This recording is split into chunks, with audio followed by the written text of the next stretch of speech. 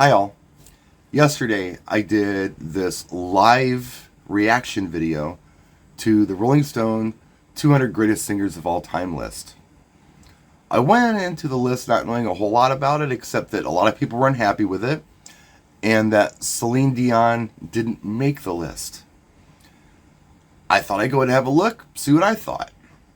And you can watch that reaction in the description of this video. I'll put a link. I went in neutral, but very quickly I became negative about the list. And I don't know anybody who thought it was a great list. I don't think anybody thought it was a great list. And we'll talk about that in a little while. I don't think it's fair just to negatively critique or review anything without offering some suggestions on how it could be improved. So I'm going to do that. I'm going to talk about how maybe they could have done this where it would have made more sense and perhaps been a little more palatable to some of us. Now, who am I to critique Rolling Stone? Well, I'm a DJ. I've been a DJ for a very long time. I'm really into music. I have better than average music knowledge. Yet there are a lot of artists on this list that I have never heard of. So with that, let's go ahead and look at kind of how this list was compiled, because they talk about it here. First thing they say is, when Rolling Stone first published its list of the 100 greatest singers in 2008, we used an elaborate voting process that included input from well-known musicians. The results skewed towards classic rock and singers from the 60s and 70s. Put a marker there, we're going to talk about that. This new list was compiled, our staff, not by our staff, it's a typo, Rolling Stone. This new list was compiled our staff and key contributors. And it encompasses 100 years of pop music as an ongoing global conversation. So here's fail number one. I think they really wanted to make this list more inclusive. So they expanded it from 100 to 200 to put some stuff in there that they felt like was missing from the first list, to appeal to more people, an attempt to be everything to everyone. Well, I don't think you can ever have a win when you try to be everything to everyone. What ended up happening here is that they were nothing to no one except for the Rolling Stone staff and the key contributors. Very vague, we don't know who they are. The other place that I feel like they failed was they didn't like it that industry people who knew what they were talking about, artists, in their elaborate voting process, ended up putting in mostly singers from the 60s and 70s. They didn't think that was fair because it wasn't a good representation of what's going on in music today. Well, why would people like well-known musicians put people from the 60s and 70s in such high reverence? Why would they get priority over new artists? It's not fair, but it's true, and here's why. I'll tell you why. Because back then, music was the thing. That was the main thing. And for an artist to break through in music, they had to be exceptionally talented, either as a singer or a songwriter or something. Exceptional, okay? Average didn't cut it. Today, it's all about average and even amateur. And it's not even about music. You know, people aren't into that. They're into social media, right? Average people on TikTok doing silly videos gets more attention than music does today. And people are into reality TV. It's not about exceptional people. It's about average people or watching people fail. It's not like it used to be. We wanted to see wins, and we wanted to see talent. It was like, I don't know, back in the old days, 100 years ago, you went to the circus or you went to Broadville to see something that was better than average, something you couldn't do. Today, it's all about things you could absolutely do. It's average people stuff. So 60s and 70s, yeah, you had some exceptional talent out there. That got rewarded. Today, average and relatable gets rewarded. I couldn't relate to Prince. Certainly couldn't relate to Prince. or David Bowie or Madonna or Michael Jackson. They were from outer space. That's what was so cool about it. It was entertaining because they were different and unique and doing something that really very few people could do. So that's why the list skewed that way, and that's why the well-known musicians and people they actually had contribute to that particular article went that way. That's what I think. What do you think? Let me know in the comment section. So they didn't do that. They just got together as a staff in New York, I guess, or maybe they're all working remotely now, and just came up with a list that they liked. And they added an extra 100 to it to be more inclusive, and yet they still failed. Okay. And they also say, before you start scrolling and commenting, keep in mind that this is the greatest singers list, not the greatest voices list. That's confusing in its own. Now, I'll go through the explanation they give on this. Talent is impressive, genius, and transcendent. Sure, many of the people here were born with massive pipes, perfect pitch, and boundless range. Others have rougher, stronger, or more delicate instruments. As our write-up for the man who ended up at number 112 notes, Ozzy Osbourne doesn't have what most people would consider a good voice, but boy does he have a great one. That could apply to more than a few people here, and I'll read on.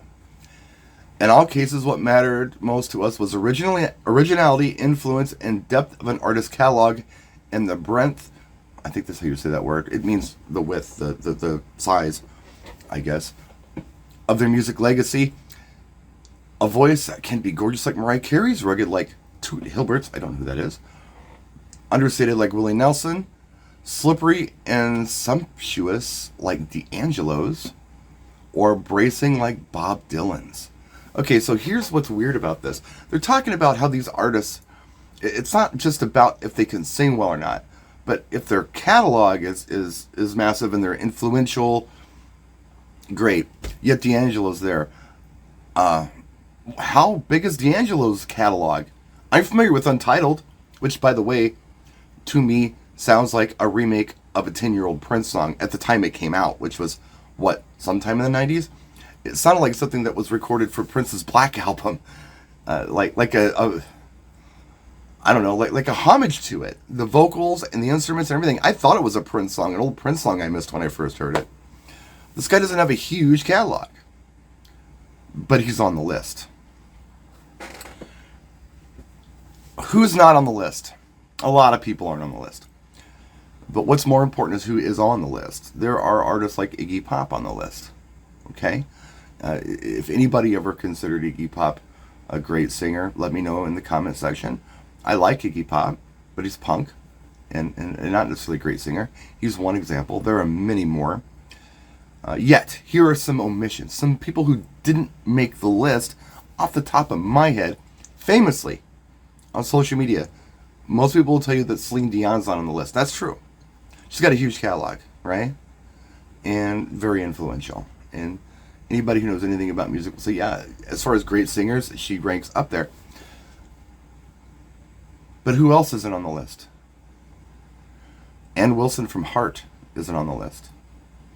Ann Wilson from Heart is one of the best singers of all time. Huge catalog.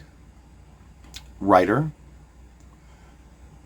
She sang Stairway to Heaven at the Kennedy Center Awards for Led Zeppelin and made Robert Plant cry, who's on the list. But Ann Wilson isn't. That is weird, okay?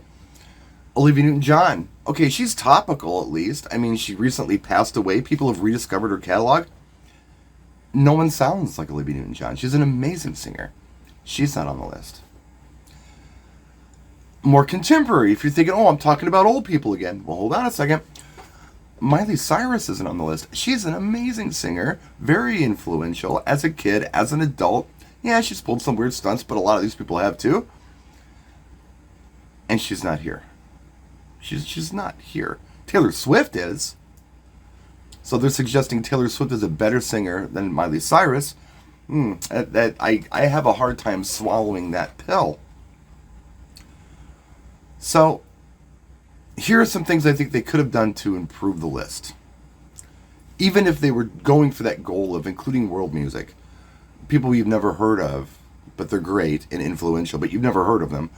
People who sing pretty good, but don't have a big catalog and don't really meet their criteria in that regard, like D'Angelo. Maybe what they could have done is made a rough list of who they felt like the great singers were. And then done this process of elimination thing and not worried about a ranking system. I think that's the big fail here. If they're trying to be inclusive and, dare I say woke, and I don't mean that in a positive way, I mean it in a negative way. Yeah. How about not ranking them from 200 to 1? How about just, in no particular order, here are the great singers. And then you add and subtract as you go.